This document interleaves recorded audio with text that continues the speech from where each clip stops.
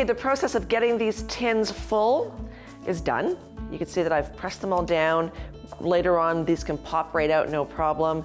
This is done. I'm gonna put this aside and we're gonna work on the filling. This is the yummy part. And again, we're taking something that looks like cream cheese, but it's not. We're using the cashew nuts.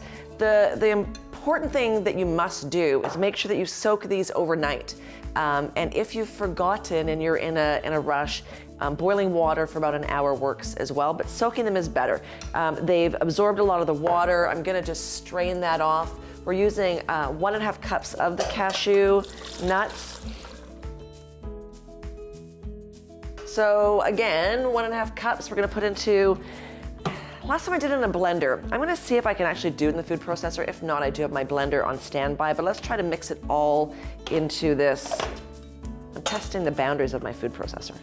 Into the food processor, we're gonna put 1.5, I'm gonna do just a touch more, 1.5, 1 3/4 cups of the cashews. Put the lid on there. We're going to add the lemon juice of 1 lemon. Let's just go ahead and roll that a bit to get the juice out. Cut that puppy in half.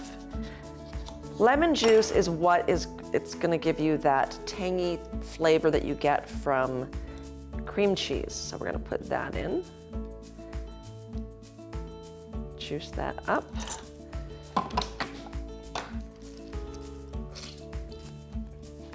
Save the lemon in case you want to use the rind afterwards to decorate your cheesecake. And then we're going to do 1/3 cup of coconut oil. Coconut oil, I've gone ahead and I've melted it beforehand. When you can imagine when it firms up in the fridge, it will go back to a solid state, which gives you that creamy, thick, rich texture. So 1/3 cup of that goes in.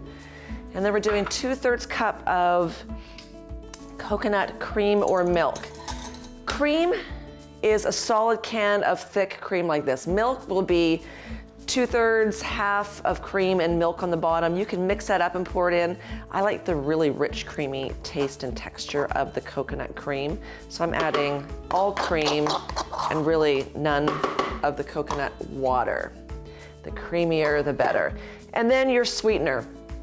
You can use coconut syrup, you can use maple syrup, you can use honey. I'm gonna do a mixture of a little bit of birch syrup.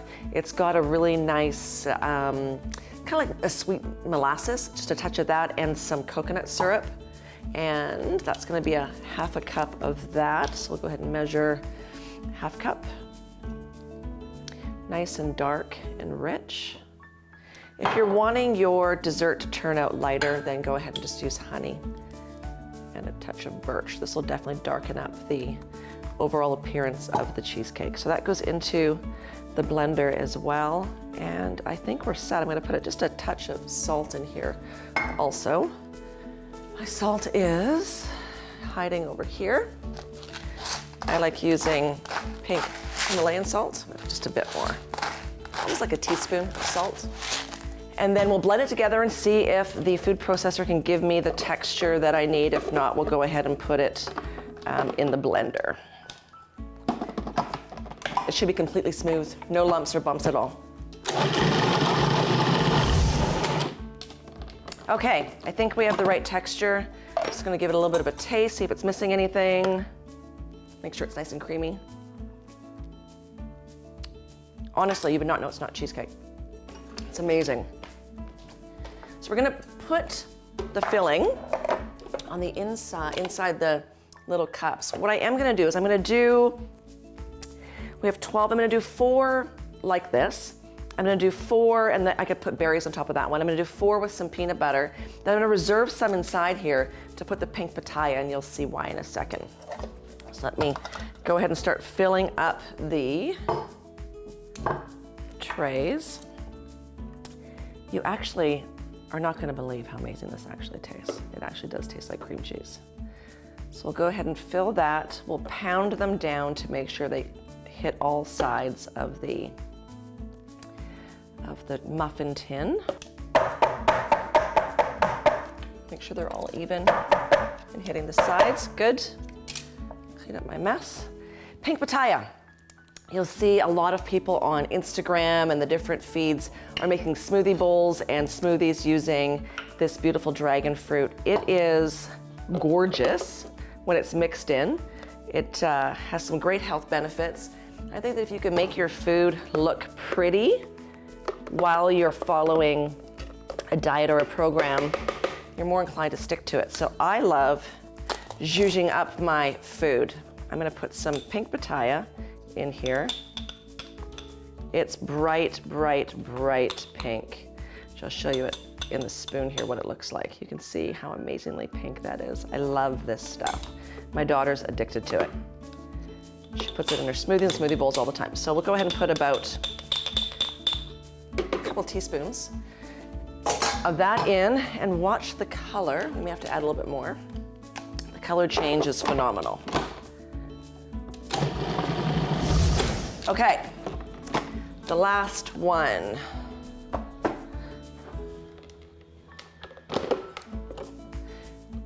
Just pull this out so you can take a look. Look how amazing that looks. It is so incredibly beautiful. Very pink, very pretty, and it makes for a beautiful dessert as well. So I'll go ahead and make 5 of those. And then everything goes into the freezer for 4 to 6 hours to get your final dessert. Okay, final one. Get the last bits out of here. Put them in. We'll pound down the mold one more time.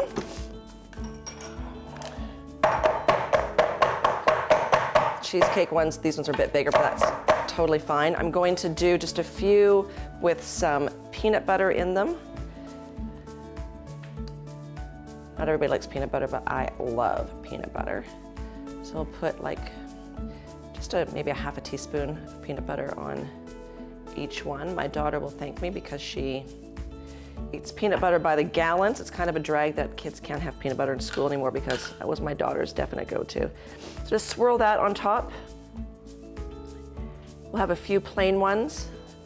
I'm gonna top these ones with some blueberries, fresh blueberries and blackberries, so they can freeze right in. And in about 4 hours, we will pop them out. You'll have a great look at those. I know that your family will love it.